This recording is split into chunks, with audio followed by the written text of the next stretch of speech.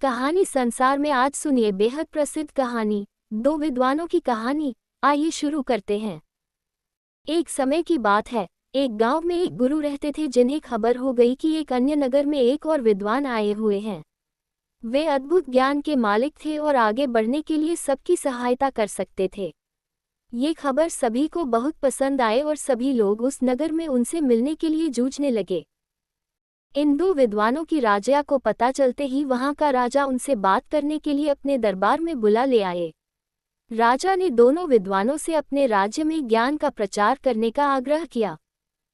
दोनों विद्वान ने राजा के आह्वान को स्वीकार किया और उन्होंने राजा के सामने आगे जाकर कहा, आपके सामर्थ्य के लिए हमें गर्व महसूस हो रहा है महाराज। हम आपकी सेवा में हमारा सर्वोच्च कर्तव्य मानने के लिए तत्पर हैं। राजा ने खुशी से भरे होठों से कहा, तुम्हारे सामान्य भाषा में जनता को समझाओ।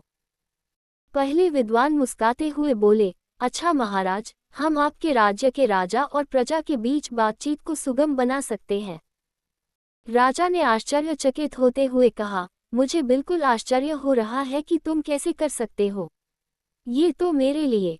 दूसरे विद्वान ने मुस्कुराते हुए कहा, महाराज, हम आपके राज्य के लोगों को सामग्री के बिना खाने का ज्ञान दे सकते हैं। राजा ने बहुत ही आश्चर्यचकितता से कहा, मैं ये सचमुच मानने में सक्षम नहीं हूँ। कृपया मुझे बताओ, तुम इस बात को कैसे संभव कर सकते हो। क्वोट। पहले विद्वान ने कहा, महाराज, हम विज्ञान का उपयोग करके एक ऐसा उपकरण बना सकते हैं जिससे हम राजा की मर्यादा के साथ बातचीत कर सकते हैं। यह उपकरण हमारे बहुत सारे प्रयोगों को सुलभ बना सकता है और आपके ग्रामीणों के बीच सामर्थ्य का निर्माण कर सकता है। दूसरे विद्वान ने कहा, महाराज, हम खाना खाने की जरूरत के बिना एक ऐसा प्रयोग बना सकते हैं जिससे खाने की जगह नहीं होती है। यह उपकरण आपके लोगों के लिए आरामदायक और स्वास्थ्यप्रद होगा।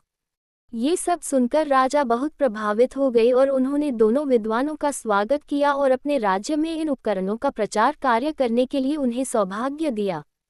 दोनों विद्वान ने राजा की प्रशंसा करते हुए उनकी सेवा में खुशीपूर्वक काम किया और सभी लोग उन्हें प्रमाणित करते थे। इस कहानी से हमें ये सिखाया जाता है कि समय के साथ ज्ञान विकसित हो रहा है और बहुत से अद्भुत आविष्कार हमारी मदद कर सकते हैं।